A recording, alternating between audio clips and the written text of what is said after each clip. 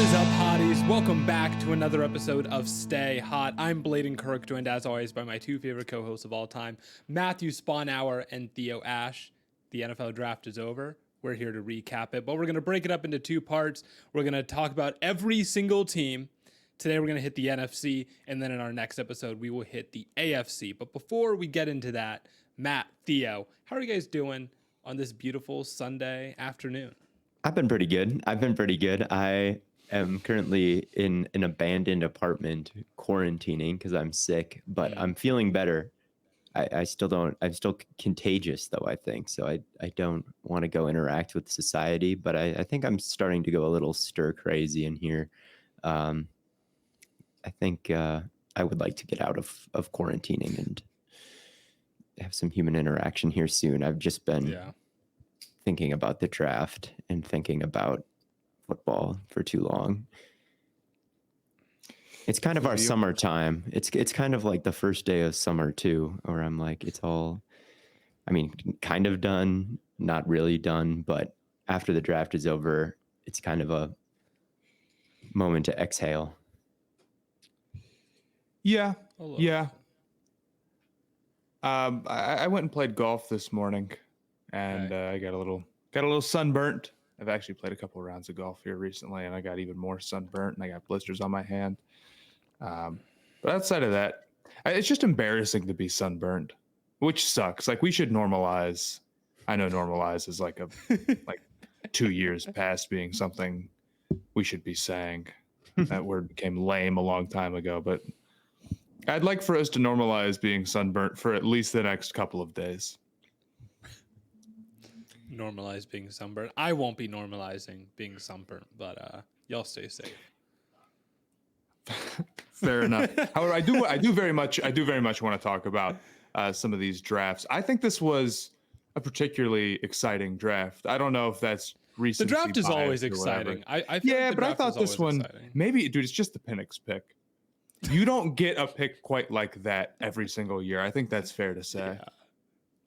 I don't know how you guys want to. I'll never forgive it. I'll never forget it. It's a terrible pick. Can we just start talking about the Atlanta Falcons right off the bat? I'm sure. All right, we'll start in the NFC South. We'll start in the NFC South. We'll hit all the relevant NFC South information. And the Falcons had one of the worst drafts I can remember, to be completely honest with you. And there's been too much justification for the Penix picks that I've seen in these TikTok comment sections. It's a dog shit pick, okay? It's a really bad pick. It's a really bad pick because I hear them compare themselves to the Packers. The Packers had their quarterback before 3 months ago. They were Rodgers is a franchise legend. Favre is a franchise legend when they take the successors. If you thought Penix was good enough to be a quarterback for you, why did you not have the foresight of that before signing Kirk Cousins? Because I've heard nothing to suggest that Penix should sit for any amount of time. Like, he's on the older side. He's very productive in college. He came from a scheme that is literally being run in the NFL right now. His offensive coordinator is the Seahawks guy. So it's like, what exactly does he need 3 years to work on? Why would that be your strategy with him specifically? Like, why couldn't he have learned on the fly? Like, I get that there's some benefit to sitting raw dudes, but there's also a benefit to playing and starting and learning while you're doing it. And now he won't get to do that. Kirk is now paid for, for what? Like, I get doing one of those things, but why do both? It's not the same as Green Bay. Right. Well, it's not the same as Green Bay 100%. I mean, first off, you don't have an established vet if you just sign a guy. Granted, coming off an Achilles tear for 180 million and then 3 months later draft a dude. That's not nearly the same situation. I think what really bothers me about it, though, is that, like, even if you take out the Kirk Cousins stuff, let's say that they changed their mind even. I just don't think Penix at 8 is a good pick. Yeah, I don't think that's another key thing. If this was, let's say, like, Drake May had fallen to 8 and they had taken Drake May, I don't think that would have necessarily been like the greatest strategy ever. But I think in the end, it would have worked out for him because I think Drake May, with a bunch of time to sit, probably would end up pretty darn good. Mm-hmm. I don't think Penix is going to be... And he's 21. and he's 21. It's like Drake May. It just and it was crazy to me because I thought after the Latham pick, if you're the Falcons, you just walked into one of those like top 7 guys that you thought maybe wouldn't be there. You walked into a Dunze, and that was a layup line pick to make, and they just didn't do it. I can't agree with it at all. And then I think trading up in the second and not getting Jerzon Newton was crazy. Yeah. Their day 2 was also bad, which is even worse for them. And I love Rukarororo. He was one of my guys, but he needs time to develop. He's a toolsy dude right now. I don't think he's going to step in and be productive as a rookie. So what you're looking at is the same cast of characters on defense that you had last year. The same needed pass rusher. I'm looking at our lads right now. I mean, the additions they made at cornerback were, what are these undrafted free agents? Jaden Price and Trey Vaval are your additions in the secondary. I'm seeing names like Clark Phillips, DeMarco Halams, Mike Hughes, like D. Alford. They need a lot of help in the secondary, and they win quarterback. And I think there were better secondary players available than Penix is as a prospect. So it's like you have the same defense now. Your receiving core is still weak. The offensive line is largely the same. Like, how did the Falcons get any better? I think their defensive line did get better. Like, I do like Rook. I think Braylon Trice he was up and down. Like, there were some hot streaks that he went on where I was like, wow, he's really stringing some good wins together, but then they'd kind of dissipate and I'd wonder where they were. And then he had a horrible combine. But there were some flashes of good with him and Rook and even Dorless. But still, like, how much better did you really get? You're running back the same group of guys as you did last year, and then you're throwing in Kirk Cousins into the mix. Like, you didn't actually get better through the draft, and that's why that article dropped a little bit after the pick happened, the Penix pick, where like Kirk Cousins found out about the pick as it was happening. Like that's the whole crazy thing. Is like it's almost like they went into that and they like talked themselves into that pick in the war room in real time. That's almost what it sounds like happened, which is insane to me, number one. But then number two, you just completely ruined the vibes of the organization by like pissing off your starting quarterback and being like the fact that he's saying, why did you not do anything to improve the roster right now? Well, and they just passed up on like Bill Belichick. And now you're like, who is running our organization? Like somebody who got nothing for us right away and just did that. Yeah, just did that. And it was completely short-sighted. Like we could have had Bill Belichick. He's on McAfee breaking it all down. Like he seems more confident than our guys at the press conference saying it's a good problem to have if we don't start Penix for 5 years. Sure, it's a decent problem to have. It's still a problem. I'd rather have no problems at all, not good problems. Like, oh, our number 8 pick hasn't started for 4 years. That's a better problem. Our number 8 pick is going to be 30 when he gets his first start. Okay. You could say that about literally like any quarterback. You could have taken any QB at that spot and been like, well, if he's our backup, so be it. It's like, right. I just don't get it at all. And I really agree with you, Blaiden, on the idea that like they didn't know they were going to do this during the offseason. They had no clue. And they talked themselves into it after the Kirk Cousins signing because nobody would actively go and do that. And I wonder what changed their mindset about it. What made them look into quarterback. Did they fall in love with Penix so much that they're like, we have to do this? Did they fall in love with the idea of trying to do like the Mahomes, Aaron Rodgers thing, and that's why they did it? Or did they somehow sour on Kirk Cousins, which I feel like is super unlikely?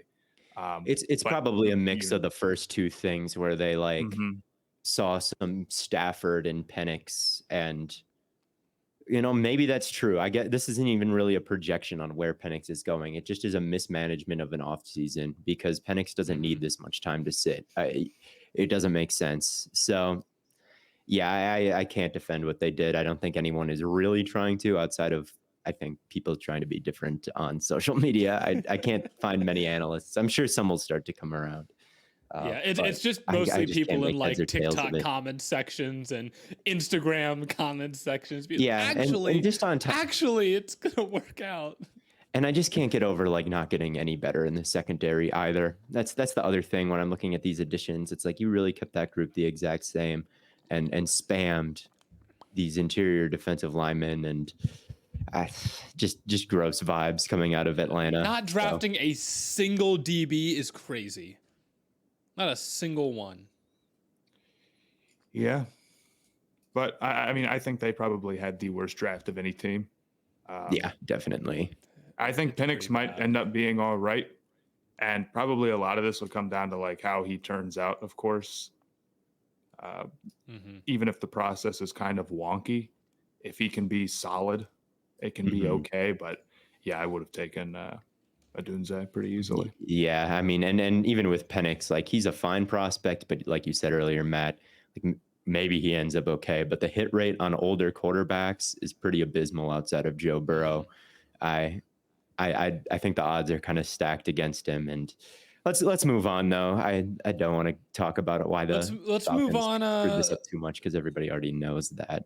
Right. Matt, let's move on to your Carolina Panthers. Their offseason has been very okay. I was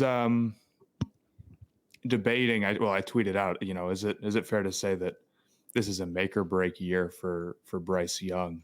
And I got some pushback on that. I think that it is. And part of the reason why I think that it is because the Panthers have spec'd super hard into putting pieces around Bryce. They went into this offseason and they said, well, we traded all this stuff up to get him. And last year didn't go good. So we might not necessarily be getting like the best perfect value play at every position ever, but we're going to make sure that there is at least somewhat of a supporting cast around them. And I think that's led to kind of a mixed bag, being that focused on doing one thing. The Leggett pick wouldn't have been my number one decision at 32 or 33 or whatever, but I thought was good. I thought was very valid. Leggett is, I mean, some of y'all, Blaiden, it's one of your favorites, and he's super physical, and he's the type of receiver that the Panthers don't have, and I think he has great ball skills. I know the breakout age is late, but I don't know. I just don't see a lot more than that when people are bringing up the negatives or being like really hateful towards a pick. I'm not saying he's like a perfect prospect, but at the end of the day, if you're showing like good NFL traits, even if you're a little bit older, I can get behind it. I don't disagree with the dynasty people. I know they're mostly right, but I think there's reason to believe that Leggett can break that mold. So I'm not too mad at that one. Yeah, I think his route tree will be limited. It sounds like Canales came out after the pick and said, deep posts, deep crossers, sweeps out of the backfield. Like these are all things that he can do. And that's probably what we're going to ask him to do. So he's going to be a deep threat. And then they have other receivers to do different things. I think it's fine. I think that he looks like an NFL player. He's just a beast. You don't have any of the drop concerns really. Like his hands were the most surprising part to me, where it's like, man, this guy's big, he's fast. Like, sure, he doesn't have a lot of nuance to his route running, but he is catching everything, which is nice to see. So it's like, yeah, he's not going to be that frustrating because he'll probably haul in a huge player or two every game. And he's, there's a very clear path to him being productive, right? Yeah. And I probably would have taken Mitchell, but a lot of teams didn't take Mitchell, and I don't know exactly what went on with that. I'm not saying the Colts were wrong to, or that anyone else was right to not take him. I don't know. But I was fine with the Leggett pick. Plus, to be real with you, he's a Carolina guy. And you need some fan service in trying times like these. Like at least, if we're gonna suck, dude, at least give me the Gamecocks, man. And then I love doing that. And then every year, the Panthers have never drafted a player from Clemson bit gets gets resurfaced. So that's always funny to me. Tepper snatches a hat off a guy's head because they put up a goofy sign, and they're like, he sucks so he's bad. the worst. Dude. He's the worst. And He they're is like, the worst. how can we make this up to the people of Carolina? And they're like, we have to go again. They box themselves in. But, you know, he's cool. He's a cool prospect to me. I thought he was a cool pick. I think what they did after that, Jonathan Brooks, I was like, eh. Really, the rest of the draft, I was like, eh. But well, hold on. I will give them credit for one more thing. The trade down from 39 to 52 was like a total killer, man. They crushed that one. This is the best that they've won a trade in a long time, dude. In a long time. I'll give them that. It is really nice to be a second rounder. It kind of sucks because we were missing our second next year, so we're back up to even, bro. But I can't blame Dan Morgan for that, obviously. The Brooks pick, I like him more than you. Mm-hmm. I don't quite think he's Jamal Charles, like some comps would say. Mm-hmm. I think they were pretty locked on to him. I wonder if the reason why they moved down is because they felt at 39 they just couldn't justify taking him, but then they wanted to jump back up. I mean, they played that pretty well. And my thought is like, well, okay, worst case scenario, they got Brooks and an extra second next year. So it's almost like a freebie if you really think about it. Yeah. And I think he'll be a good player. And I don't want to say like it's bad because he's a running back and that's it. They needed, but I think there were, and they need a running back. They do. So I actually don't hate that pick, but I do think the process of it is really not great. And I would have been just as happy if they had taken like Estime late or Benson later or that's how I feel. I'm blanking on guys or Wright late. It's like there was other dudes there where I'm like, man, I might have preferred that they play it that way. Not that the running backs don't matter, but that feels like one of the positions you should really be trying to swing at on like day 3. But he could end up being here's the thing. I'm saying this, but I'm a little nervous because I think the ceiling he has is super high. I do. Yeah, I'm not quite as high on his ceiling as some, but I think he could be pretty nice. What I do like about the Panthers offseason is just how much they have added. They added Clowney and A'Shawn Robinson and Jewel and Wonnum and Jordan Fuller and Dane Jackson. And it ain't the same team. It ain't the same team. And they added a bunch of defensive rookies as well. They were actually, I mean, they had a lot of picks just kind of in general by the end of it. Or these are a lot of, they just have the undrafted free agents all loaded into this depth chart. So I'm looking at a lot of undrafted free agents and I'm like, man, they have a lot of rookies. Those aren't all draft picks. I don't know. I thought they just added a lot. I don't know. It's more quantity over quality right now, but at least they're not like the Falcons where I'm like, what changed? It's like, well, there's a lot that's different and who knows what'll stick and what won't. It's almost similar to what the Rams did last year, where it's like they just added, now given they just had like 14 draft picks. So like the type of players they added was different, but just by taking a lot of swings at new guys, you at least get a chance at improving. Well, see, this is where I start to lose people with the Panthers off season. They did get a bunch of guys. It does take more than that. The bar is about as low as humanly possible. And I get a lot of the reason why them getting so many dudes are like paying big money. Like Brooks is like a solid pick. I guess I don't hate their draft. Their draft is fine, especially with the trade. But it just feels like to me, like especially with the guards, for example, Lewis and Hunt, how much they spent on that. It's like, okay, they have one of the most expensive offensive lines in the NFL. And I'm not sure any of these guys have ever made like a Pro Bowl or anything. Or is Lewis coming off of one? Like, I feel like maybe one of them had a loose one that I was like shocked about. Maybe I'm stupid. I feel like one of them, maybe Moten did. I could be completely off.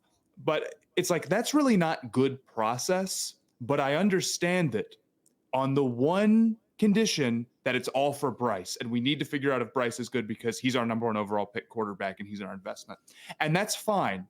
But then Bryce needs to be good. He needs to prove that he's a franchise quarterback this year, not, no, dude. We have to learn it this year. It's got to be this season. Franchise quarterbacks show you at least major promise that it feels almost certain they're going to make good on by the end of year 2. Bryce Young, he was put into a tough position. I don't think there's any doubt about that. But he was the number 1 overall pick. Mm-hmm. This is not like some random guy who got thrown in a tough situation. The standard should be high for him. And they traded up for him.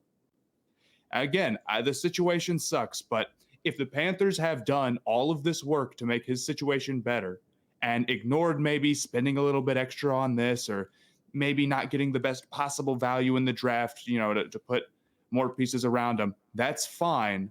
But you can't tell me they've done that. Tell me they've had a good offseason, and then tell me Bryce isn't in a prove it, make or break year. Those all cannot be true. Yeah. That's how I feel about the Panthers offseason. I mean, the first year was so bad, and there was just so much to dislike really throughout the course of it. A new guard duo, a new receiving duo, a new tight end, a new running back. I mean, if none of them look good, it's probably because Bryce is bad, right? Like some of these things, if you have a real game-changing quarterback, first overall pick quarterback, your other moves will hit at a higher rate because he's that guy, and you have more room for error. So if it's another year and it's like, oh, Leggett looks like a bust, and Deontay Johnson is even less productive than he was in Pittsburgh, and like Jonathan Brooks looks like it's probably like there's probably a central issue that your quarterback wasn't totally worth the number 1 overall pick, much less trading. I mean, that's the thing. It's like this guy should be. It doesn't have to be perfect, but like it should be a functional offense if the quarterback is function.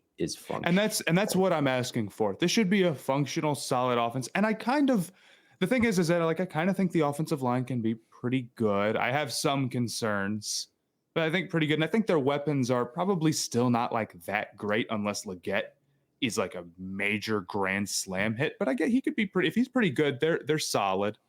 Mm-hmm. I think they could be all right. I think, like I said, like a 5-win team that shows some promise in that sort of range with Bryce playing well. I think that's possible, and I think that should be the expectation. Maybe a few more wins, maybe. Yeah, I mean, I think that's reasonable. By the second half of the year, they should start winning some games to at least give you some confidence that they were improving into year 3. Right. Like that's kind of how it was with Josh Allen. Like the rookie year was pretty rough.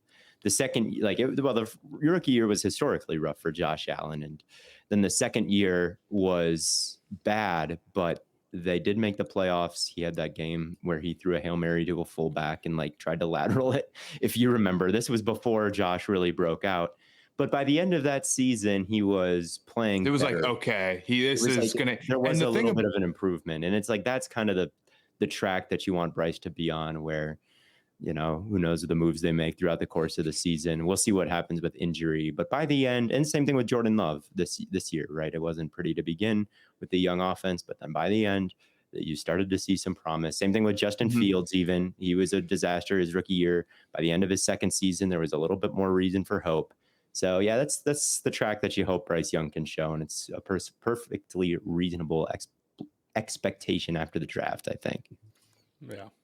So I guess I thought their draft was okay. Sanders, not particularly high on. And Wallace, I haven't watched a ton of. So I guess I don't hate it. They did enough, but they didn't blow away our expectations. It's picking up that extra second is carrying a lot of work. It's carrying a lot of weight here. You know what I'm saying? Like if they didn't, would be feeling a little bit different, but they did, and they deserve credit for that. But we should move on. We've been on them way too long. Yeah, let's zoom into the Buccaneers, who I thought did a good job. Graham Barton is, to me, a great first round pick. I think he'll be a great offensive lineman for them. They had to settle for one of the tier 2 edges, which to me is a risky maneuver in this draft. I don't think there's a lot of good ones, but Braswell is about as good as they could have done. And then they added McMillan, who I think is fine in the slot. I don't know. In a division where the Panthers aren't threatening, the Falcons just shot themselves in the foot, and like the Saints have put themselves in perpetual middenness. Like I do think the Bucs did enough this offseason to stay perhaps at the top of the division. And I feel bad for pushing that they shouldn't have signed Baker agendas earlier. Now that I see where these quarterbacks went in this draft, they went so high there was no chance that they could settle for Bo Nix or Michael Penix in round 2, not even close. So the fact that they could have settled for Rattler. Yeah, but Rattler is not that good, I think. Like Rattler, I would rather have Baker and Penix than Rattler, I think. But anyway, you know who else they got? Who you're leaving out? Who Bucky Irving. Yeah, they got Bucky. Oh yes, they did. I have a lot of respect for them ignoring the RAS score, and I hope it works out for them, man. I thought their draft was pretty good as well. I think I agree with Theo. They seem like a team that they've just been in a weird spot ever since. They keep sticking around. I appreciate that they'll get into a draft and they're not like, here's how we're going to hit this major home run and like change the league. And like, they're probably not going to go win the Super Bowl, but they're probably going to be pretty competitive. And I feel like they're focused on connecting on a lot of these rather than, maybe going and swinging for the biggest impact guy. And I like that, man. And I think long term that will keep them in a competitive position. So I liked their draft a lot. When it comes to your feet, eBay's got your back, because with eBay's authenticity guarantee, real experts are checking your sneakers, every stitch down to the sole. Me personally, I'm a big fan of a classic Air Force, or maybe a nice suede or leather boot, but whatever it is that you're adding to the lineup next, head to eBay. From the drop to your doorstep, eBay does not play with your sneaker game. Just look for that blue check mark. So ensure your next purchase is the real deal. Visit ebay.com for terms. That's kind of how the Bucs won the Super Bowl before, is by like building out their whole roster, and then they got Brady and Gronk, but like the defense was already super elite when they got there. So I don't hate the idea of just like, let's take it a little bit at a time, build out the roster, and then, when we find our QB1, and hopefully it's for more than a single season or 2 seasons, then we can go on a run again. Yeah, it was a mistake to say the Baker contract was a mistake for me. I think, and because you paid Baker, you get to use your second round pick on something else. And that's true for a lot of the contracts, where it's like, if you develop talent, if he's already on your team and you sign him, yes, it costs money, but you get to use, you get to, you know what I'm saying? Like, you get to use your draft picks on a different position. So it's like, as opposed to having to use it on a quarterback. Mm-hmm. Right. So and you really get better in 2 places instead of saving money and taking your chance on one. So I think they did fine. If these other NFC South teams kind of want to make things easy for the Bucs, like the Falcons did, like, go ahead, keep winning the division, and then seeing what you can do when you're in the playoffs. Who knows? Maybe Baker will randomly get hot. I hope. They almost made the NFC Championship game last year. I think the take is that maybe Baker is just a little bit overrated, rather than the Bucs should go start Spencer Rattler next year. Yeah. Yeah, I do. But I like what speaking they did. Of Spencer Rattler, I can redeem myself. Yeah. Speaking of, I actually like what the Saints did. I do like what the Saints did in this draft. Fuaga in the first round, if he's your franchise left tackle, like if he's replacing Penning at left tackle, that could get a little bit dicey for me, because he would be switching sides, and I think he's a bit vulnerable around the outside shoulder for a tackle. But they're so tackle heavy that I would assume he stays out there somewhere, and he especially could switch if Ramczyk ever comes back. So that was a little bit like I don't know, but they needed line help. He's highly graded everywhere else, so yeah, it's understandable that they took him. And then they got Kool-Aid in the second round, and it's like, okay, leaving the first 2 rounds with Fuaga and Kool-Aid, it's pretty good. Feel a lot better. Those are 2, in my opinion, 2 first round talent players. Mm-hmm. So I feel really great about that. And then they got Rattler in the 3rd, and they got Bub Means, and I kind of rock with the Bub Means selection. He's sort of big and sort of fast, and is a height, weight, speed guy late in the first round. I kind of thought that was a decent flyer to take. Yeah, I mean, same with the Rattler stuff. In the 5th round, I kind of mess with it. I don't think he's going to end up being particularly good. I think he's got a lot of problems, and he's older, and South Carolina's offense was wonky. But he's played good football for it. He's not very consistent. He's not a very consistent player. But I think for the most part, I care more what they did with their 1st and 2nd round draft picks than I do on like which flyers they decided to take late. And I was super high on Kool-Aid, and I think Fogg is a good player. So I consider this a win. They also got Christian Boyd. I gave him a shout out. Theo. He's a nice rotational nose for you. I think that he's got some stockiness that's rare in this class. It was a pretty small defensive tackle class, and he was just thick. He's broad, and he's got a little bit of, I think he recognizes things pretty quickly and is a smart player. So when you got that size and some idea of how to win, I don't think he's going to be a superstar, but to supplement your defensive line late in the draft, I liked that. I already talked about Bub Means. I thought it was a fine draft. Spencer Rattler, again, he has his fans. I can't deny some of the throws that he makes are on the money. I think it will always be frustrating to watch him maneuver the pocket to the extent where that he'll never be a good starter, but he's electric, and maybe he can. Sometimes he stands in there and takes a hit, but maybe he can learn behind Derek Carr and Jay Kaner. And Jay Kaner. That is the funniest quarterback room. They put together a good room. Hainer and Rattler.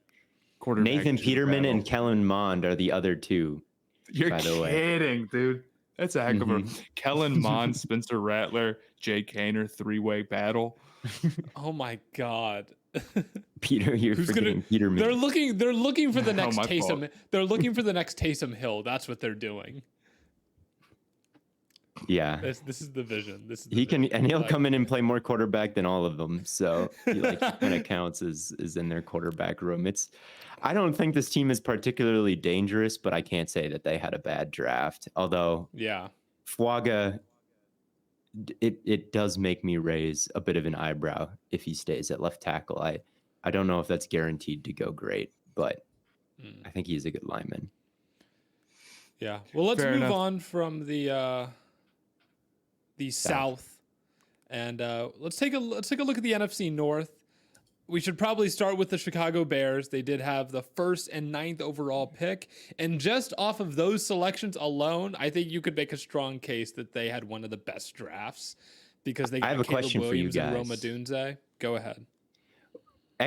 Just expectations for the Bears. I'm going to give you an over/under, or maybe a goal that if you believe they could hit this. Do you think the Bears in 2024 can reach the same levels that the Cowboys did last year? Do you think they can be a Cowboys level team in the NFC? That's a tough one, man. That is tough. I don't know. The Cowboys defense, I feel like, made a lot of gets away with a lot of like turnovers, and I don't know if the Bears defense is going to force as many. But I don't think it's unfair. I don't think it's crazy. I would bet under, because I think that's like a very possible ceiling for them. Like, are they going to be better than that if that's how you wanted to frame it? But I do think the expectation should absolutely be that they're going to make the playoffs. I think the better way to look at it is, are they going to be a Houston Texans level team? Okay. That's the goal. And I know it's like, well, that's really lofty. Houston's a rare team. Fair enough. But the Bears just had a rare draft, and they're trying to, like build up and win the Super Bowl. And that's what a team that is on the right path to winning a Super Bowl looks like, in my opinion. Caleb is a great player, and I think the expectation should be high for him because he's great. And I think the team around him is fantastic. There's absolutely no reason why he shouldn't look good year one. That is not too high of a bar. A lot of franchise quarterbacks can do it. Caleb is in a situation to do it. Caleb is a great prospect. He should be, in my opinion. And I think they should be in the playoffs. Now, if they miss the playoffs because like the defense ends up terrible and Caleb looks really promising, I'm not going to be like, how did you not lead? Like, we're not doing that crap. Yeah. But I think the idea is that if Caleb balls out, the rest of the team is good enough. And the NFC, where being the 7th seed isn't exactly all that hard. Yeah, they should do it. Yeah, and the reason I say the Cowboys and not the Texans is I almost feel a Texans level team would be a disappointment for the Bears. And I know that is extremely weird to say because the Texans won the division and they went to the playoffs and they won a playoff game and Stroud looked like a franchise quarterback. The Bears would be thrilled to do any of those things. But they barely snuck into the playoffs. Like they played in the AFC South. The Jaguars kind of gave it away towards the end. Yeah. The Texans had their share of problems throughout the course of the year, and in the EPA per play metrics, weren't actually that far away from the Bears in terms of their placement. The Jaguars, the Texans, the Vikings, the Colts, the Bears, all kind of in a grouping towards the middle of the efficiency metrics. So if they are at Texans level, if they have Texans level results, that would be great for them, but I think they would need to be a better team than the Texans were last year to have those type of results in the division that they're in right now. That's very fair. That's very fair. That is a good way to look at it. I do love the way their offense looks right now, though. I want to temper expectations on the Bears. I will say that because I think they could be Texan, like a little Texans-y. Maybe they're better than that, but it is going to be tough in the division, is all I'll say. I like the way the offense is coming together.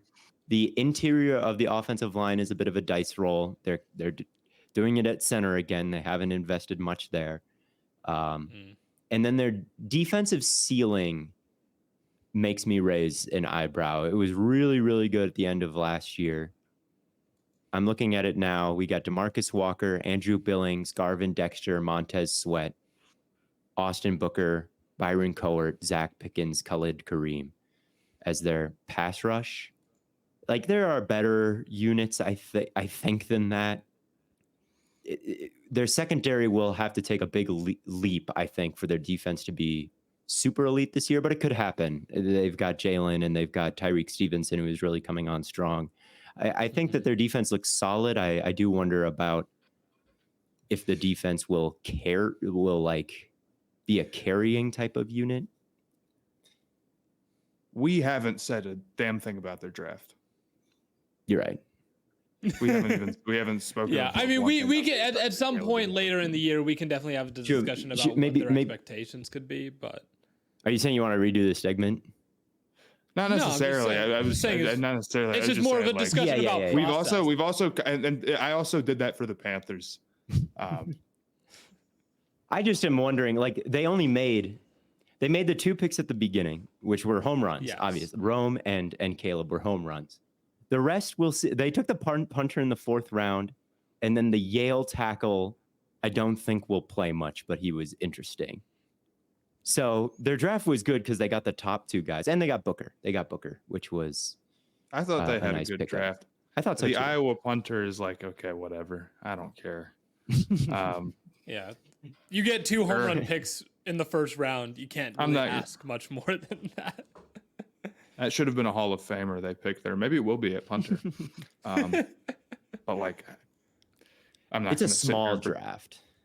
It's a very small draft. Well, yeah, I suppose. But they also spent some of that on Keenan Allen, which I think is good, and Sweat, which I think is.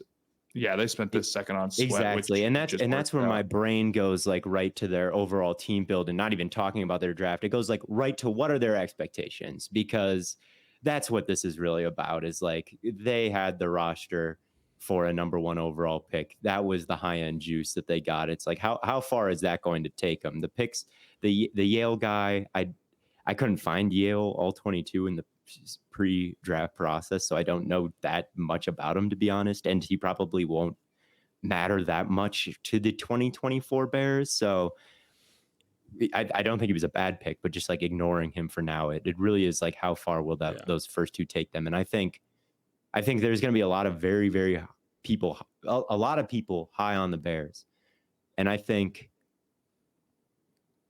relying that much on 2 rookies will be. I think asking them to take a Cowboys type of leap would be a big ask, but I think that's what the expectations will be. Is they'll be contenders, like top tier contenders in the NFC. Like, okay, maybe we're not as good as the Niners, but we're as good as any other team there, and that's kind of just where the Cowboys slot in, to be completely honest. Like, are they?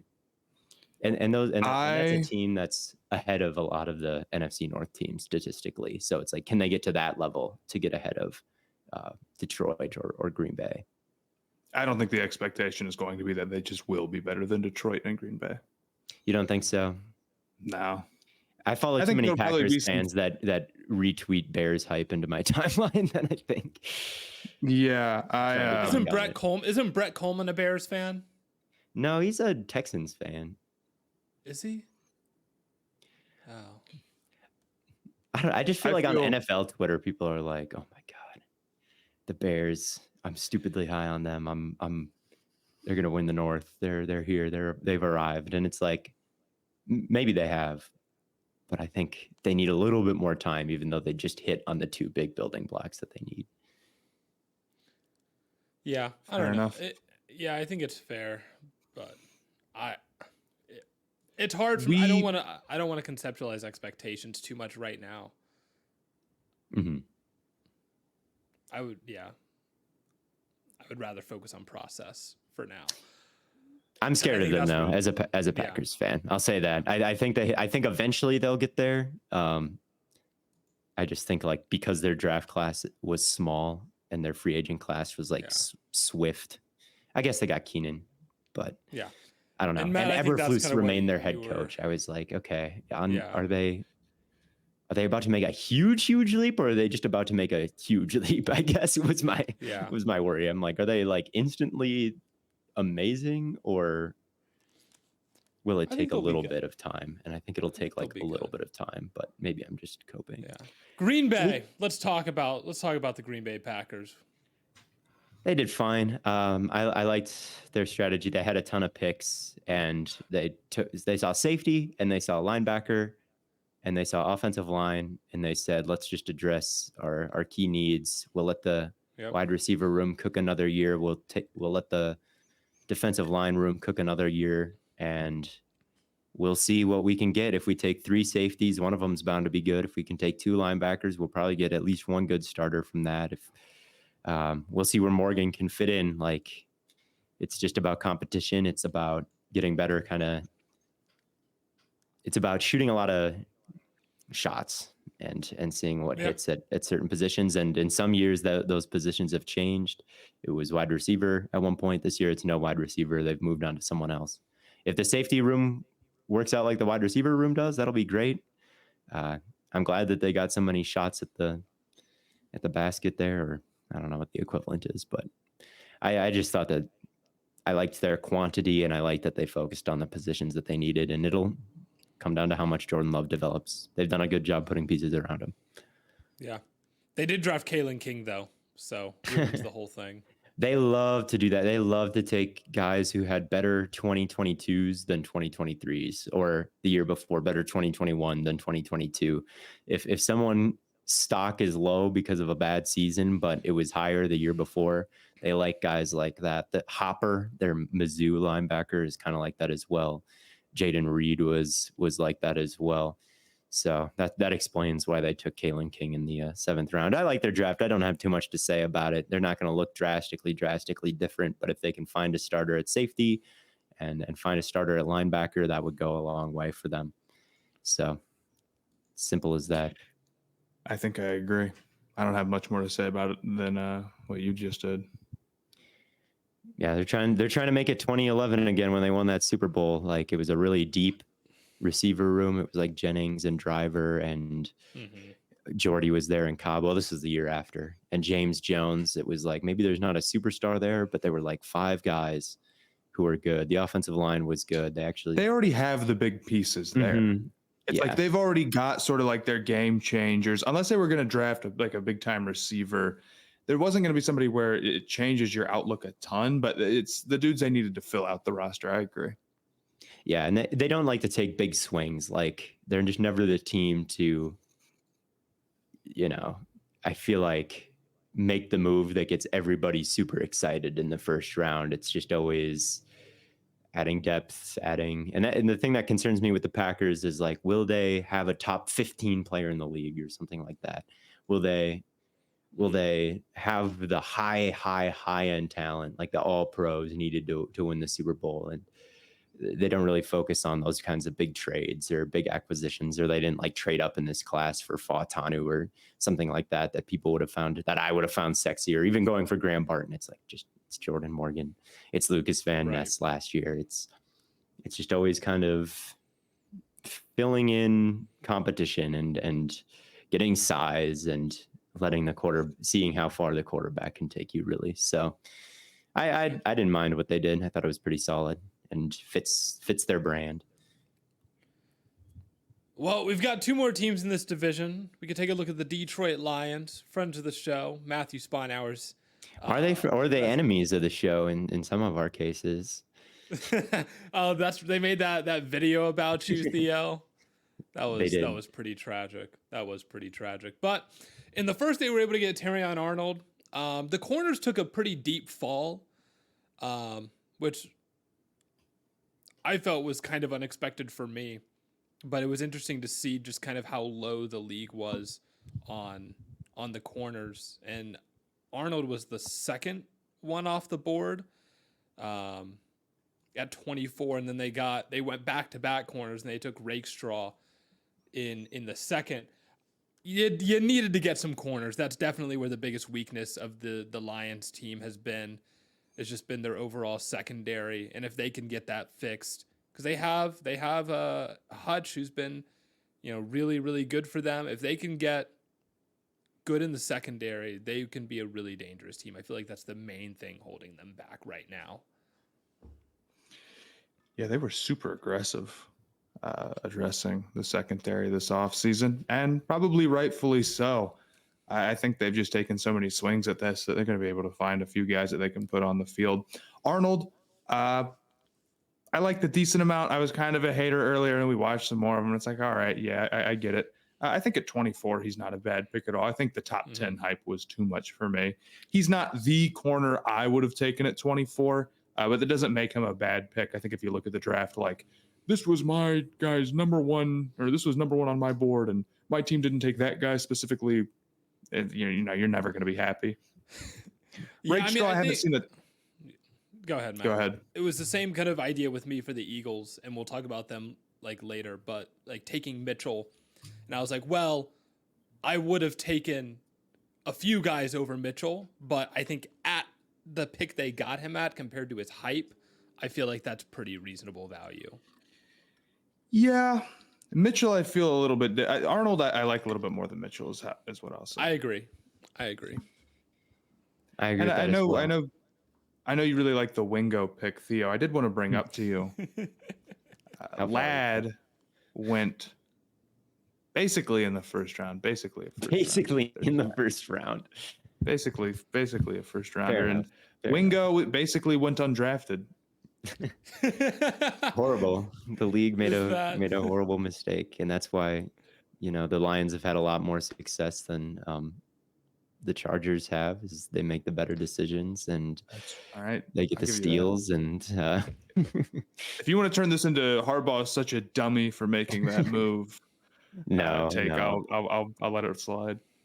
I liked what the Lions did. I thought to get Arnold where they got him. Like, I liked Wiggins more, but it's fine that they took Arnold. Look at the consensus board has a pretty good hit rate where like huge reaches on it usually end up being bad picks, and like you kind of do want to be in line with that in the first round a lot of the times, and they were. So there's a limit on how like angry I could be that they took my CB3 before my CB1 or something like that, when I think they were both first round players. So yeah, I liked what they did, and I liked Rakestraw a lot. I thought he was a perfect fit. I liked they kind of went on a side quest in the second day when they took that Canadian and then that safety halfback hybrid. I was like, you guys are wild for that. But then back on day 3, they got a bit more normal and took Mingo, who again, like if you're looking at the consensus boards and certainly where I would have him ranked, I think everyone would acknowledge that that's a steal, and same thing with Mahogany. So I think that they had a great time. I don't know why a Lions fan would be unhappy with what they did, and I can't disagree. I thought the whole NFC North did a pretty good job retooling and And Well, that brings us to the Vikings. We've got one team to talk about. Do you think the Vikings did a good job? No, except the whole NFC North, except the Vikings, did a good job retooling. I'm just like biased against McCarthy, so I know nobody wants to hear me be like, "Oh, I don't think McCarthy was." Like nobody wants to hear that crap. The guy with the Buckeye poster behind him. Great, right? It's like I don't think McCarthy is like a steal at 10, like some people were talking about. I think that was like the expectation became he was going to go at 3. So then when he went at 10, it's like, oh my God! But I don't even think he should have been expected to go at 3 in the first place. Mm-hmm. But I also do kind of think with good receivers. And I don't think he's like horrifyingly bad. I don't think it's like Zach Wilson. You know what I'm saying? I don't think he's that level of just way out of it. I think he's probably going to end up being pretty okay. And Dallas Turner, not my favorite. And I didn't love the trade to get him, but I also don't think he's like a bad player, right? I just think, first off, the whole trading to 23 so they could trade up again. People told me obviously they had something lined up, and that's why they made that move.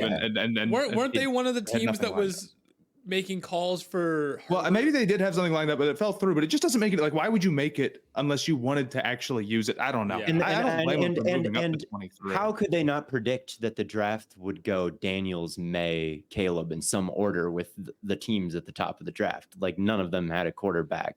If they wanted, they let JJ fall, and like that's the guy who they wanted the whole time. Like none of it quite adds up to me. It's fine that they made the move for 23. But I just don't think it made sense in the context of we're using those picks to turn it into a pick to make our pick higher. Like, why couldn't you just use the original ones? And second off, like they traded away too many selections. I know that not all of them are like super valuable, but dude, they're missing like almost an entire draft now because of all these little trades they made where it's like, here's a 3rd and a 4th and a 5th.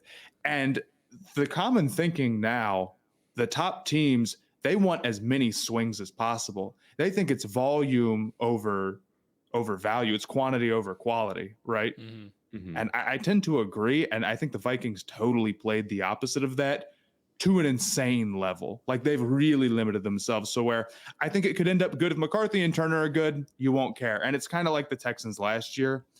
I don't think they're... Well, the Texans had more pick. The Texans are like in a better spot than the Vikings are, though, because Anderson and Stroud are exponentially better than Dallas Turner and JJ McCarthy. Right. And honestly, they like didn't give away this much draft capital. Like the Vikings, this year and next, really are not making that many selections. I just don't think that this is the most efficient way to build this out. I get just the McCarthy trade. I'd rather just have that, and then you could draft a Verse or something, or I guess Verse was gone by the end. But again, like that double trade up just ended up giving too many picks away for Dallas Turner. I get that they needed an edge rusher, but I think at some point it just becomes too expensive, and they paid too much. Imagine had they come out of this with Latu at 11 and Wiggins at 23. Because my thought is like they went 7-10 last year, and I know I said I would rather talk about process than expectations, but I would rather be going into next season with Sam Darnold, Latu, and Wiggins than JJ McCarthy and Dallas Turner. I don't think that's a horrible way to look at it. I mean, that's kind of what the Raiders ended up doing / being forced into doing. Like all the quarterbacks were gone by that point, but they did get Brock. And it's like, that's probably I think I'd rather have a guy like that. And same thing with Latu, you know, why couldn't they have traded up for Latu? They ended up giving up so much to get to 23 and then to 17. Like how much could they have given up, and they could have moved ahead of even where the Colts were to get a guy like that if they ended up giving all this capital away. I don't know. I think I wasn't quite as high on Turner as the rest of media. He was not, to me, the consensus defender one in the class and a lock to go at number 8 to the Falcons. He just wasn't quite that caliber. And they ended up paying a really hefty price for 2 guys that I just didn't value that highly. So I can't say that I valued their draft that crazy high.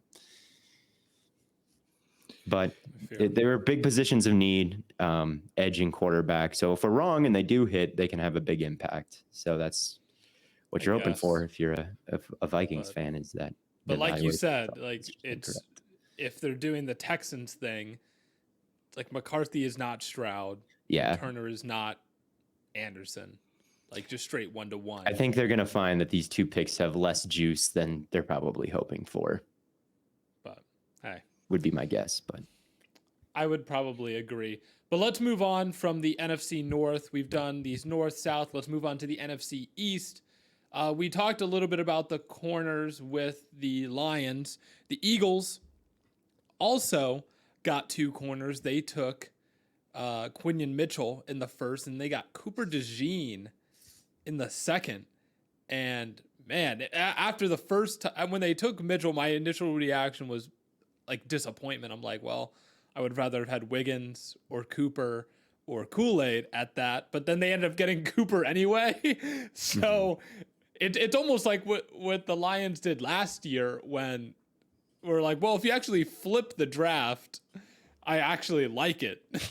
But yeah, that kind of workked out for the Lions. It did kind of work. Just imagine Laporta went where Gibbs went, and then Gibbs went where Gibbs went where Campbell went, and then Campbell went where Branch went, and then it's perfect order. It's all great. Yeah, I mean, they needed help in the secondary. I will not soon forget watching that Bucs game and how awful it was, and a few short weeks before that, watching the Cardinals game when they couldn't stop anything that the Cardinals were doing, and they basically went up and down the field and scored every time on them. And that's kind of what it comes down to with this draft for me, or just the Eagles' outlook in general is, yeah, they added 2 nice secondary pieces, but they needed an identity on defense more than anything. Like, it can't get as sad as it did last year. Like last year, it just seemed like they totally like lost all willingness to hit or tackle or do anything, and it's like what's happening in your building. So Cooper hopefully he'll bring that Iowa defense mentality over, and maybe we'll see some change.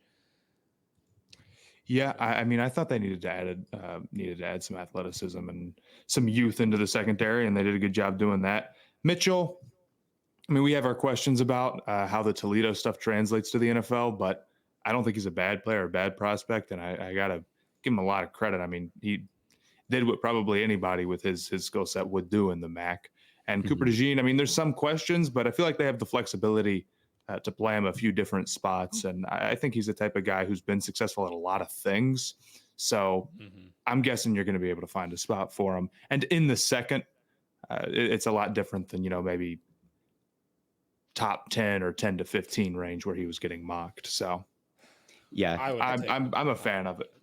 I don't hate it. I didn't love the rest of their picks, and overall, I still kind of raise an eyebrow at their overall defense. Like they plugged some holes on the secondary level, but on the front 7, they lost Hassan Reddick. Fletcher Cox retired, so maybe they're plugging one hole in elite kind of spring somewhere else. There's still some questions at linebacker.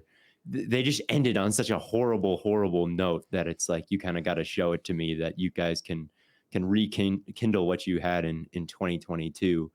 But it was a decent start. I think that both of those 2 can make an impact for them, and they still got the other 2 corners as well. So their secondary should be a lot stronger, and I liked DeJean's fit specifically with them. So I liked that they ended up getting him.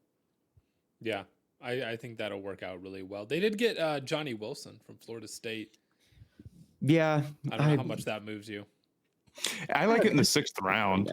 Yeah, I'm not the biggest Johnny Wilson guy. I think he's a little bit weird, like coordination wise, because he's so big, and I don't know if he's going to be able to separate it like the next. But he's super tall, like, and they I feel like they don't have maybe the greatest wide receiver 3 situation. So that late, with a spot open for him to work into and kind of an interesting build and play style, sure, why not? I'm not going to ever hate on a 6th round draft pick. If I know a 6th round draft pick, I'm usually going to be like, all right, why not?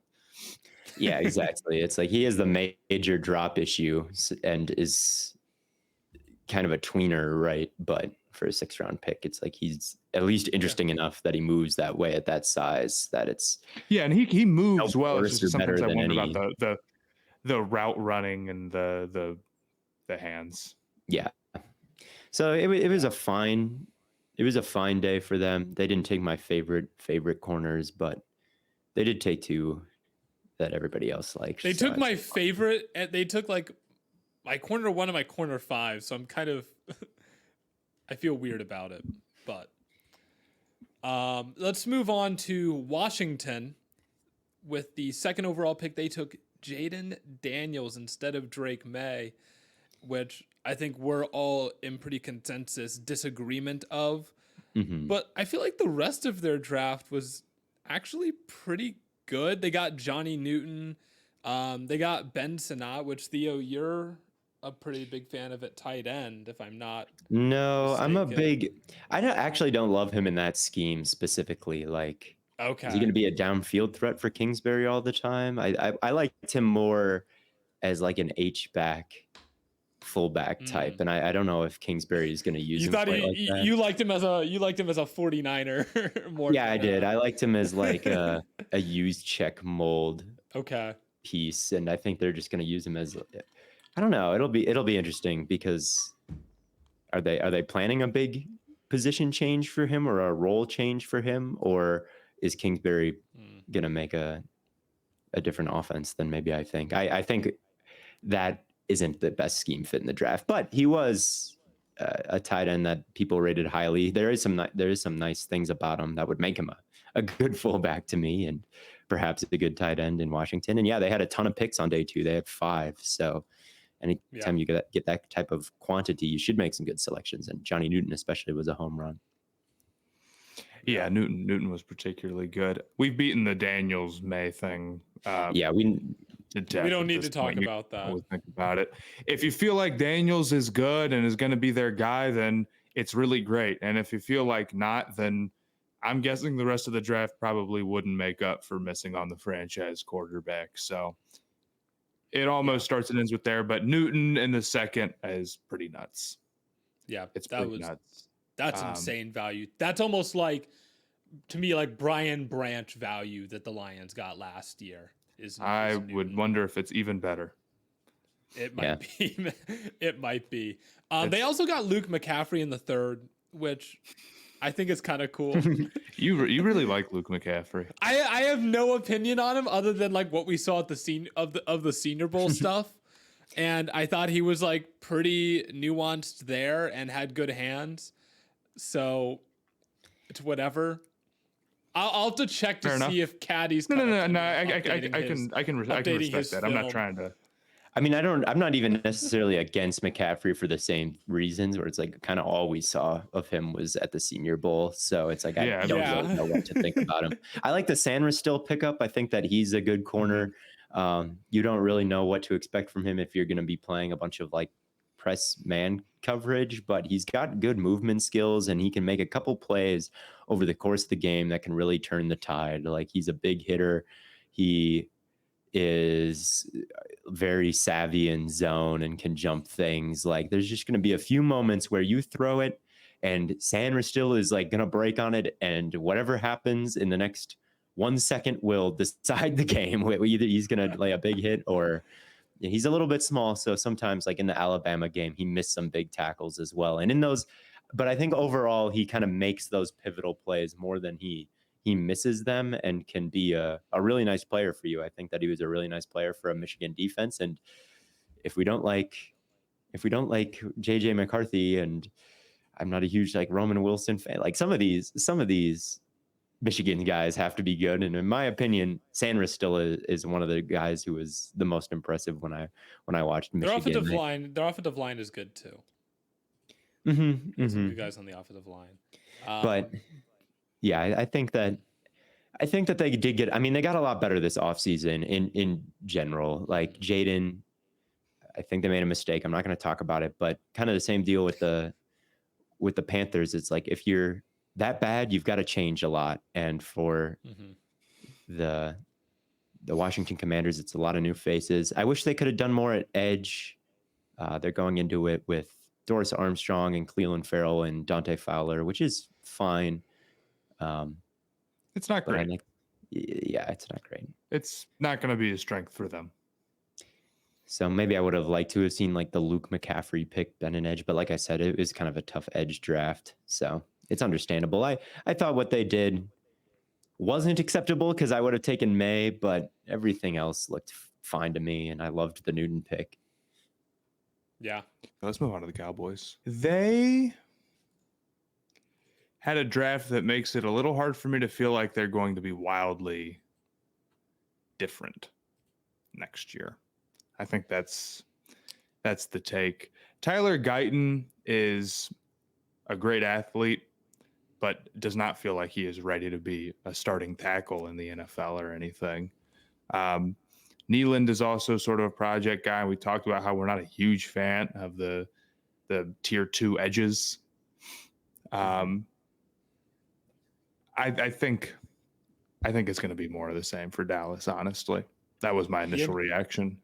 The draft is just more of the same from their offseason. Very disappointing, it feels like.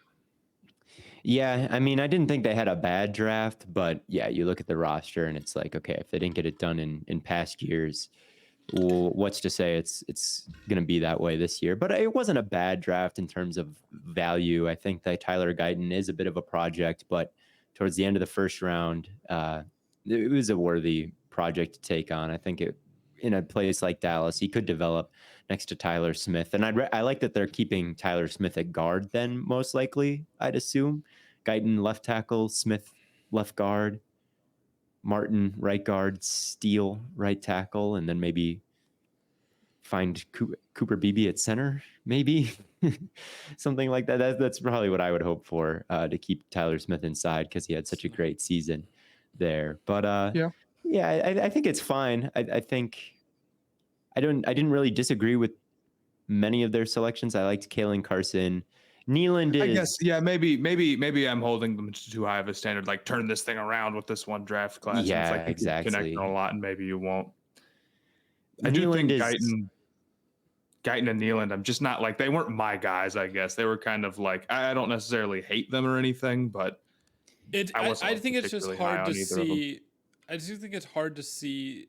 You know, they did so little, throughout the off season with free agency and everything, and then they also just like didn't make a splash in the draft. It's like, and they didn't pay Dak. Right? It's like Nothing happened. Nothing happened. You didn't do it. Like, not really. You just you went through the motions of the off season. That's what it feels like. I don't know. Yeah, I mean, they wanted to get younger. I guess they got younger on the line. Sure. They lost Dan Quinn. They brought in Mike Zimmer. I liked that, but that's not really talking about the draft. They went through it. I thought they got decent value at every one of their spots. Like, I didn't think Nealand in the second round was a massive reach. Again, this isn't a great edge class, and at least with him, you get kind of the ruggedness and the speed to power. Will he ever have more than that? Will he just kind of be someone that crunches the pocket and doesn't put up a huge pressure rate and is just a fine rotational guy? Like, maybe, but I don't know. In the second round, like in this edge class, it's fine. It's all fine. I don't have too much to say about Dallas besides I feel the same as I always feel about Dallas. Dak will make them fine.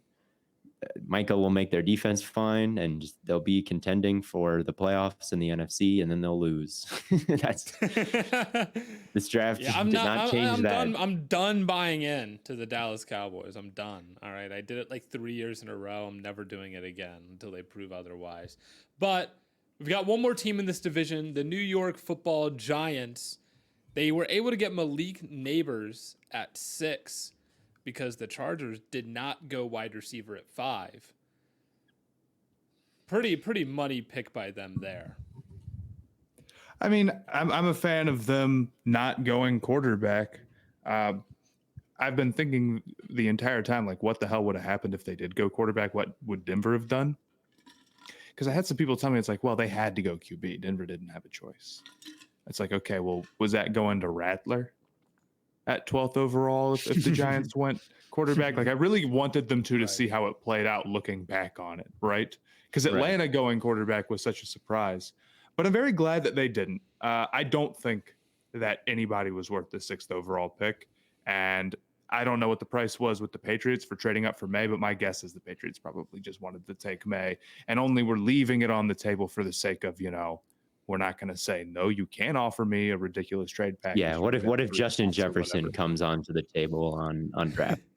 I think they would have traded out if May was not there. I think had Washington taken May, they would have considered hearing out like Minnesota or Denver or the Raiders. I think May being there locked it in. I thought Neighbors was a slam dunk. I think they just lack ways to win on offense and game changers. I think Neighbors will be that. He's my receiver too. I would have been happy with Odunze too here, but Neighbors was my preference. Newbin, I feel like, after you lose McKinstry, it's a good pick. I watched a little bit of him. I thought he was very solid. I thought he had a deal McKinney though, not McKinstry. McKinney, not McKinstry. That's on him. That's fine. Mixing up Kool-Aid. And then I really like the Theo Johnson pick in the 4th round. I know that's, day 3 flyer or whatever. But every time we watched him, I feel like we were saying, okay, like I see it a little bit, very athletic, but he's a really, really strong blocker. That's when we first noticed him, just watching somebody who I forget who we were watching, maybe Ohio State defense or something. We noticed he can really block. And I think he's got enough as a receiver where I bet you he sticks around. Yeah, he was fine. I thought the more I watched him, because I thought the same, I thought I was going to really like him when I watched him because we had seen him in passing, watching somebody else. Yeah, there was that time that he stood out when we were watching him block. And then at the Senior Bowl, I thought he was the best tight end there and made a couple really ridiculous catches over the course of his career at Penn State and had a great combine. But when I watched him and thought about him kind of game to game and down to down, he wasn't super explosive. I thought the combine numbers like that he tested as like one of the most athletic tight ends ever. He's not. So 4th round, like day 3 is better value for him. It's not like he went in the 2nd round tight end 2 or anything like that. So yeah, I thought that was a solid pick. Go ahead. We had marked as a sleeper, or at least we were like, okay, before the combine stuff, to be fair. We did. And he is athletic, obviously, if he's going to go do all that. He's not the most athletic tight end of all time or whatever they had. Yes. Him testing at. But I think we liked him based off a little bit of his play and what he was actually doing rather than just, he ran a fast 40 and then not one of these guys who ran a fast 40 and got his weight way down and then was like wise enough to not run agility drills or whatever. Although I don't know if he actually did or didn't, but yes, there's some phony numbers out there. There are. He's not a bad pick. I just think Giants fans should know when you see like the 9.97 or whatever it was, you're not getting like Kyle Pitts. Okay. You're not, it's a little bit different than that. 4th round is good value for him. Is it more Isaiah Likely? No, it's not even, Pitts? it's not, no, it's way less than Isaiah Likely even. It's more like, wow. I don't know. It's not that spectacular in the receiving game with him. Like he's solid. He's got solid, like he's capable of making some really spectacular one-handed catches. There have been a couple over the course of his career that really stand out. But as a receiver, he's not like a Likely or a Pitts or like even an Evan Ingram. Like he's not that springy. I think he's more thick and solid and I don't know. He's flexible making some of these catches, but he's not that not that crazy like a Likely Austin or Hooper or Mo Alley Cox. Mo Alley Cox. But not to get too caught up on Theo Johnson. It's a fine pick. I mean, he has your name, so we have to like him at least a little bit. Yeah. I thought that Newbin pick was interesting. They say that safety's not worth paying, and then they let McKinney go. And then they spend a top 50 pick on a safety. So it's like you could have paid McKinney, spent the top 50 pick on something else, and now you're just hoping Newbin is McKinney. and some other position hasn't been addressed. And McKinney got a big contract from the Packers, but a lot of it is a little phony, like only the signing bonus is guaranteed. And so it's kind of a moldable, workable contract. The way they handled the safety position this year, like it's tough to say that room got better, but maybe they did the more efficient thing, like not paying. Maybe Nubin is McKinney. They are kind of similar. But Nubin tested just as a little bit worse of an athlete, and McKinney already was like not a great athlete. And I think it kind of showed up when I watched Nubin on tape. It's like, okay, he's playing really fast. His reaction time is good, but his range is a little bit like, I don't know. Like you're kind of betting on a limited athlete here, but I liked Kamari Lassiter and it's kind of the same way. So I don't want to be a hypocrite. That's fair. We'll see about that pick and who ends up being right. But it was just kind of a interesting approach on value there. Yeah. Fair enough. Well, that brings us to the final division in the NFC, the NFC West. We could start with the Cardinals. They took the best player in the draft, I think, Marvin Harrison Jr. And, I mean, to get him at 4th overall feels like pretty amazing value. I mean, the whole draft is good because you got him. There are Cardinals games that you watched last year where they'd get to the end of the first half and their wide receivers hadn't caught a ball. It was getting to that level. They were very, very lucky to get what they got out of Greg Dortch by the end of the season. And now everything is just going to open up for you. Like now that Marvin is your one, it's just never going to be like that. And not only that, it's just going to make Dortch's life a lot easier. It's going to make Michael Wilson's life a lot easier, that they don't need to carry all this weight. And I think the Cardinals are in a good position right now. I think it honestly might have been good for them to kind of go through that rough patch where they were so bad, because even though they had a bad record, they were scrappy. It felt like Gannon was a little bit better than you thought, and Petzing was a little bit better than you thought.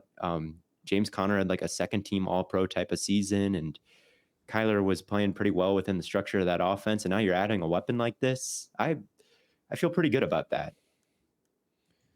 He's not even the only weapon they added. They also added Trey Benson. And then on defense, they added, I know you're not a big fan of Darius Robinson, but they also got Max Melton. Yeah. I don't know. They're another team that just had a lot of swings. They just had a lot of picks at their disposal. They took a lot of swings. I'm willing to hear them out on, all that.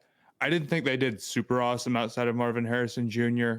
Not that any of these guys are like, I like some of the Darius Robinson stuff, but it felt like there were way more valuable players on the board. And, Newton. it's like, dang, man, I probably would have gone with Newton or, I probably would. If you wanted a corner, it's like Wiggins was right there for you.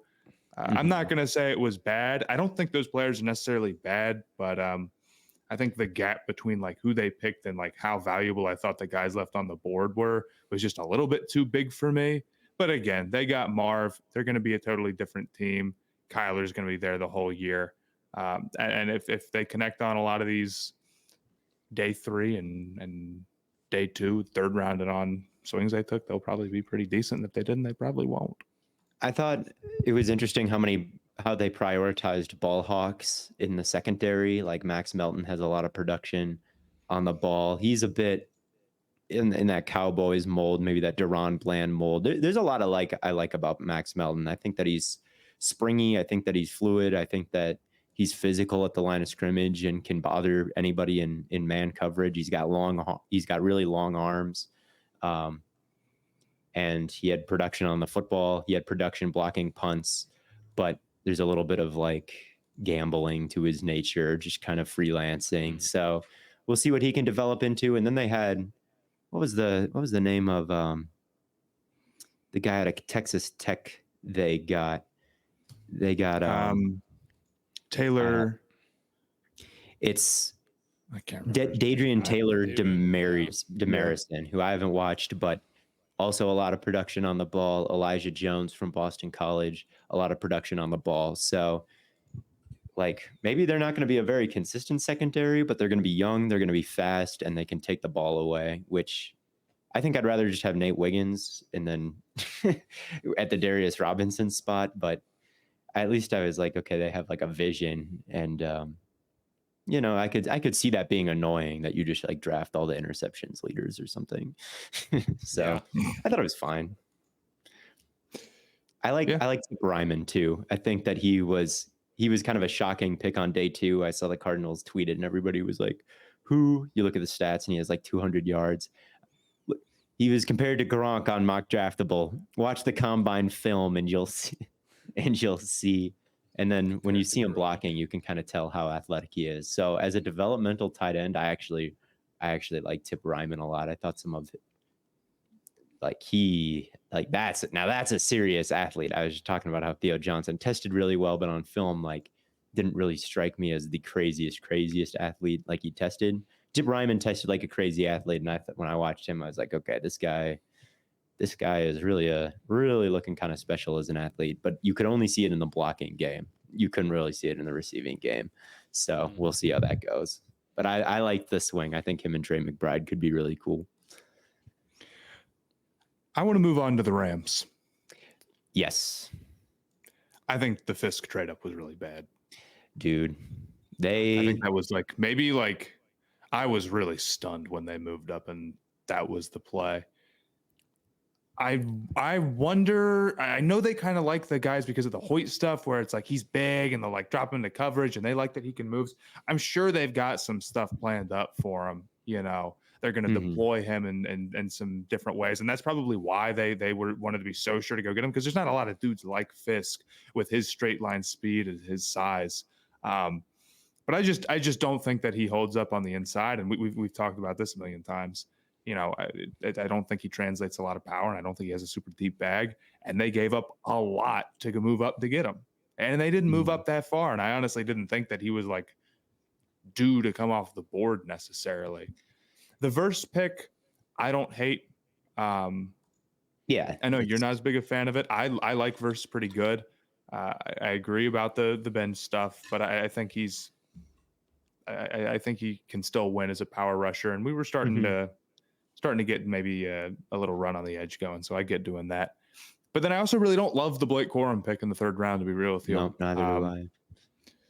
I will say they did keep up their whole volume of picks. They had like 5 6th rounders or whatever, and they had multiple 3rd rounders. And probably some of those guys are going to end up being, good starters for, no reason. And the draft will end up being okay. But from like the day 1 and day 2 stuff, I wasn't a huge fan. No, neither was I. I think the Rams are one of those teams where you can say like, well, how much better did you really get this offseason? Because Aaron Donald is just such a massive loss. I think that, everybody gets worse when Aaron Donald leaves, like absolutely everybody. And I just don't know if Fisk is doing any kind of job replacing what Aaron Donald just left as a void in your offense. Right. And I don't think that him and Verse are going to be enough to overcome it. And I think, man, I just looked at this Rams roster and it's like, yeah, they got a second running back, Blake Corum, fine, whatever. Left tackle, still like Alaric Jackson, didn't really do much there. Didn't really add too much to the weapons outside of Corum, which again is like, how much of a weapon is he going to be? Like, just how dangerous is he? Yeah. I don't know. I just looked at the roster. I was like, I think they could fall off a little bit just for the sake of, Donald left and they don't have their backup quarterback situation behind Stafford is just abysmal. It's Stetson Bennett and Dresser Wynn. So like, I can't say I know much of Dresser Wynn's game. No, I don't know. I don't know either. So it's like you're really relying on Stafford. You're relying on no offensive regression. Kupp hasn't really been himself the last 2 years. Hopefully, you're asking Puka to repeat that performance. I don't know. I just looked at the Rams. I'm like, this doesn't look as good as I hoped. No. And I wanted to give them the benefit of the doubt because I was like, well, they hit on Kobe Turner and Byron Young last year, but how much of that, A, was Aaron Donald being present, and B, they had Raheem Morris as the defensive coordinator, and losing him could also be a big hit as well. So, yeah, I don't know how to feel about the Rams right now. Yeah, without Morris and Donald, it's tough to know how much of if their defense will really continue to ascend, or if like the lack of talent we were all talking about last year will kind of come back, because it's like Overtake. Russ Yeast is still a starter. It's like, who's really a 1A guy on that defensive line, or really anywhere on that defense? Like, who's a real, like, I feel good about them making a Pro Bowl type player, because it's all kind of young and up in the air right now. But I think maybe they're young and really good. Who knows? But I think valid criticism for what the Rams did in the first round is they should have gone corner instead of edge there. If your concern is that Verse isn't, quite the level of prospect. Yeah, they got to do something though, like no one is the level of prospect to replace Donald. It's just part of what happens when Donald retires. Like, your team is way worse. It's not like, oh, you should. Yeah, like I don't want to be here like their draft is bad because they didn't fix Aaron Donald retiring. I don't think. It's like, okay, well, yeah, that was probably going to be pretty tough. Braden Fisk, you're up, buddy. Fisk is just especially, I think, weak to do it. Like we said before the draft, we've got to stick to it. Like, yeah, Donald is a tough guy to replace, and you threw Fisk at it. And I just think that that's going to mean that the whole defense is going to be pretty bad, like going to get worse. So I didn't love their first 2 days, and Versus, he's going to be a good power rusher. Like he really is good at that thing, and you can get sacks doing that. But there's just I just am not moved overall. What about the Seahawks, though? Do they move you at all? I like their defensive line. I think their defensive line is really deep. It's different in terms of their skill sets, like Byron Murphy, Nwosu, Draymond Jones, Leonard Williams, Boye Mafe, like there's Michael Hall was a second rounder next year. I enjoy how deep that room is. And I think Byron Murphy was decent value where they got him. And I think Christian Jones, their guard, was decent value where they got him. So I think that's good, but I thought there were reaches kind of the rest of the way. I think that's a fair way to look at it. I do love the Byron Jones pick, or the Byron Murphy pick. I'm getting my names mixed up now. Yeah, I think that was pretty slam dunk. Latu wasn't there, so kind of go, with your next. I would have maybe gone Newton, but like as far as like if that was their next best player, I thought they pretty nailed that one. So I don't really have any complaints about what they did in the first 2 days. Yeah, neither do I. I think Tyrese Knight as their linebacker solution leaves a little bit to be desired, I would say. Reuniting the Auburn cornerback duo, I was like, whatever. But I don't know. Murphy the second and Jones, again, it's only two. You'd like maybe some more banger picks on day 3, but if you can get a starting guard and a great defensive tackle out of it, then you can feel pretty good. And I think that they got those two things. So it's fine, but you wish that maybe you felt even a little better about it. Yeah. I feel largely similar. I just wonder if they had the capital to go do anything crazy like that, unless they were picking like a bunch of the guys who were falling on day 3. And it was like, oh my God, they had the best day 3 ever. This is probably how we were going to feel regardless. I just think there were more problems to address than there were draft picks to address them with. So I don't want to say that makes it a negative draft for them. No, it's fine. And overall, I think people, or even myself, like after the Seahawks season ended, there was a bit of doom and gloom, like, oh, they fell way short. But now that I'm looking at the roster, it's like, man, that front seven is really deep. And man, that receiving core really is pretty nice. And I still believe in Geno. And they did get a starting guard, and they brought in Laken Tomlinson as well in the free agency. So I think they could rebound under McDonald. They had a lot of bad luck that cannibalized their season, I felt like. And we've talked about this before. The offensive line was so banged up. Like, it already wasn't great. And then you didn't have Abe Lucas and Charles Cross for most of the year. And then then you had Nwosu out. So like you didn't really have any pass rush. Like, how many times did they have to bring like linebackers out of coverage to rush the passer because they just didn't have like the edge talent to get it done there. So that, or do they have the linebacker talent that could only go downhill? They even I'm now blanking on the linebacker who Jordan Brooks. Jordan Brooks. He was hurt half the year too. It felt like. I don't know. I mean, the linebacker letting Brooks go was confusing. I don't know.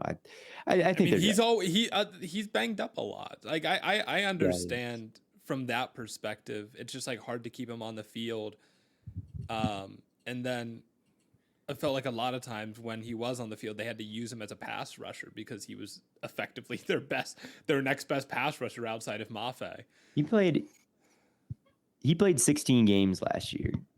Did he? But I felt like he went out in a lot of them. Did he? Maybe I'm misremembering. I don't think. I mean, now I've got myself questioning. But he came back from a torn ACL at the end of 2022 and like played most of the season. Maybe it was through injury, and I'm forgetting the details of how that went. But he played in 16 games, so he only played 72% of snaps. He only played 72% of snaps last year.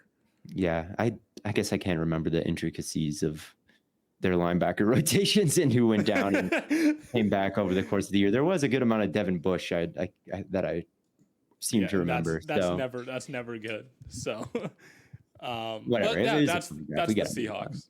Yeah. So last team that we're going to talk about today is the San Francisco 49ers. Here's my take on this draft. That Ricky Pearsall selection does not get enough shit on social media. That's my take. People love Ricky Pearsall though. I know. Love him. It was a reach to me, and their whole draft was. I was like, man, they're really putting Colton McKivitz back out there at right tackle. Mm-hmm. Like that was like the one need I thought they really needed this offseason was like grab a tackle, grab some more offensive line help than they did. And it's like, is Ricky Pearsall even wide receiver 3 for you, or is that still Jawan Jennings? Like, I don't totally know where he fits in. Yeah, I wasn't the highest on their draft. I think I think part of it is like there's sort of a Pearsall group of people who really, really like him. And then it's the 49ers. So I think everybody's like a little scared to be too negative about anything that they do. It's almost the same as the Rams, where it's like the Rams are so good at finding those guys on like day 3 that I can't really hate on like that. I'm too scared to hate on their draft, even more so with the 49ers, because they're really darn good at it. But I don't feel like they're a significantly different team now than I did before the draft. I don't hate all of their picks. Like I don't want to get too low on any one thing. They got the Louisville running back. I think that'll be interesting. Jacob Cowing is a guy that a lot of guys were high on. Pooney I thought was a perfectly acceptable take on late in the third. But there definitely is some, you have these very urgent needs. You need to figure these things out right now. You are trying to win a Super Bowl. And did you address them like that's the case? They're one of the very rare teams where you actually should be worried about need over like BPA, or you don't have time to wait around years and years for a guy to develop. You need a solution right this moment. I'm not going to say that I like totally hated it, but I wouldn't have made the Pearsall pick for sure. Yeah, I think that Pearsall, he's got really reliable hands. He's tough over the middle. He's got a little bit to him as a route runner. Certainly, he's not that small, which is nice. But still, it's like, he's not one of those yak threats where that could just go crazy in the Shanahan offense. Like he's fine after the catch, but he's not super special, and he doesn't really take the top off. So I'm like, what is he gonna like? How is he gonna propel them over the top? He's not quite profiling as something better than a slot receiver or depth piece to the receiving core. And I hate to say depth piece because I think he could be a good starter for you. It's just like, he's part of the slot. So if Ayuk were to leave next year or something like that, I wouldn't want Pearsall as like all of a sudden your best player. So he's not necessarily to me like the Ayuk replacement. He's just like, if you were to trade back and gotten him, I think that's good. But in the first round, like, how much positive impact is he going to have? I just don't know. And then, I thought Pooney was good. He's a good scheme fit for their wide zone. He's really explosive out of his stance, but has some technical things to clean up. I don't know though. It just like what the Packers did. They said we need safety, we need linebacker, so we're gonna take our shots there, and we're gonna have a competition, and we're gonna get a good starter out of there, and it's gonna work out or something like that. But with the 49ers, with their need at right tackle, it's like they didn't even give anybody. They didn't give Colton McKivitz basically any competition, and if they did, and Pooney is that or something like that, or the 7th rounder is that. What about center? What about right guard? Like, there were more than just one hole. So right. I just didn't think they added enough competition to the offense. I thought Powers Johnson maybe there can be an upset, a great fit for them. I thought Powers Johnson would have been a really nice fit for them. But yeah, I mean, I would have been down. I think that he's a good fit for any scheme.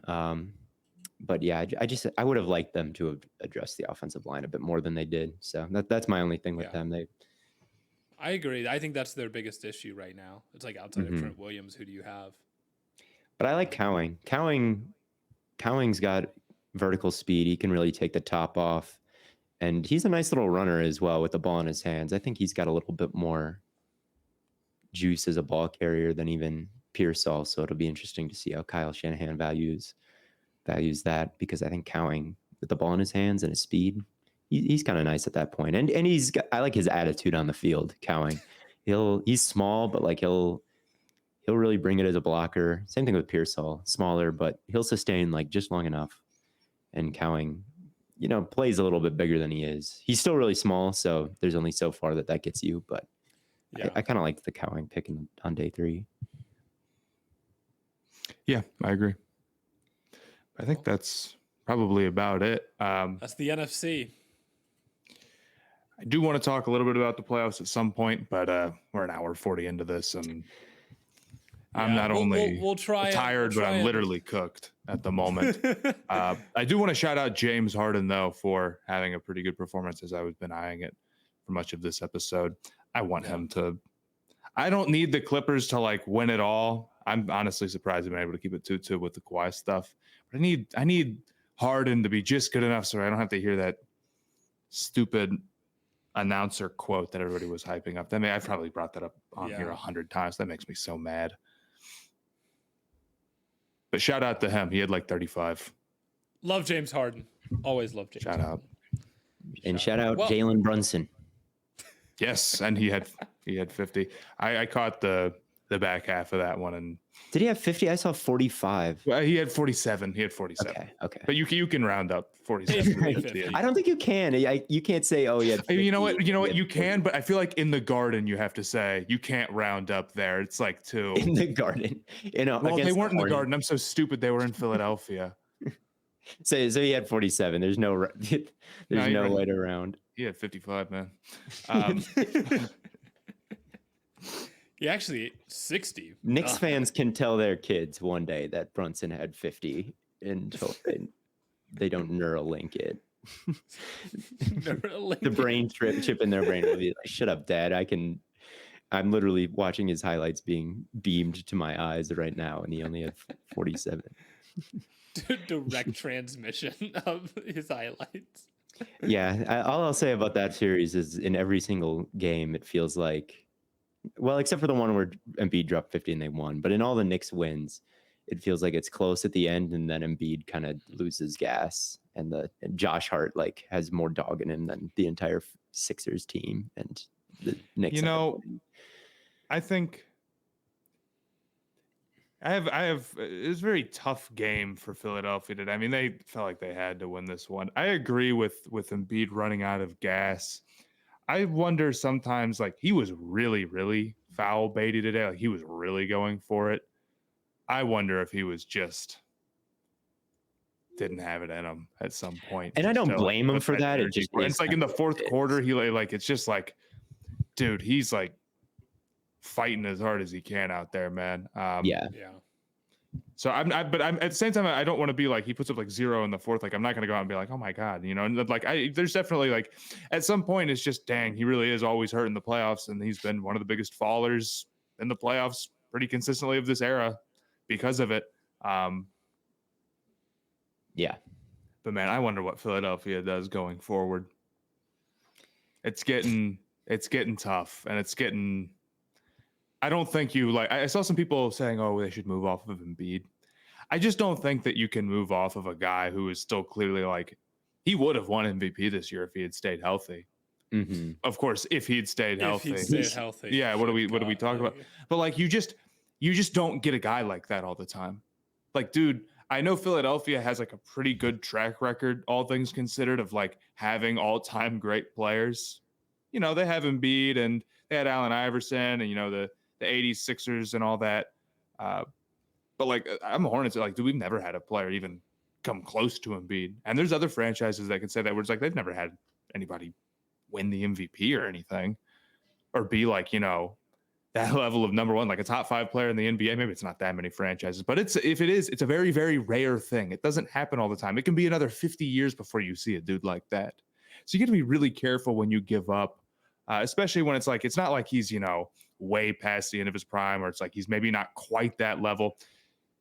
But I don't know what their options are. I have to take a look at it. It's very Embiid tough. will be the Pacers' all-in move. Mark it down right now. When they make their miracle Eastern Conference Finals run and lose to the Celtics, and they say, "Wow, we're really ready to contend." They have all these young pieces. They haven't made any kind of move like that. Well, they did get Siakam. Yeah, that's true. How much did they wonder give up too many picks into their? They're not like some. No, they're not super far into the like, future. It's like a bunch of 2024s. I don't know, man. It's like he's a Pacer. They could desperately use his defense, man. But it's also one of those things where it's like you can have a great interior defender, but if like the perimeter guys aren't stepping up, it's like at a point it's going to be tough. And for this to happen, Philly would need to trade him. They need to trade him. I don't think they'll do that, but maybe they will. I don't think they'll do it. It's just so frustrating because if you're a Philadelphia fan, like I get it. Like you feel like you haven't even had like a real shot at it. Mm-hmm. It doesn't even feel like you've had like a real go at it since I mean like Kawhi. I guess maybe you have, but then it's like, you know, the Atlanta series and whatever. I don't know. It's tough. It's a very interesting situation. You haven't had as many shots as you would have liked. That's certainly true. Yeah. It feels like every year, instead of it yeah, whatever. You Philadelphia fans know what it feels like. It happened to you. Let's wrap this up. It's an hour 45 in.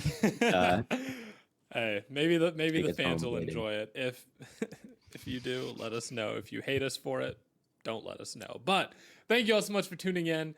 We'll be back to recap the AFC and how each of those teams drafted. But until next time, thank you all so much for tuning in. We will catch you on the flippity flop.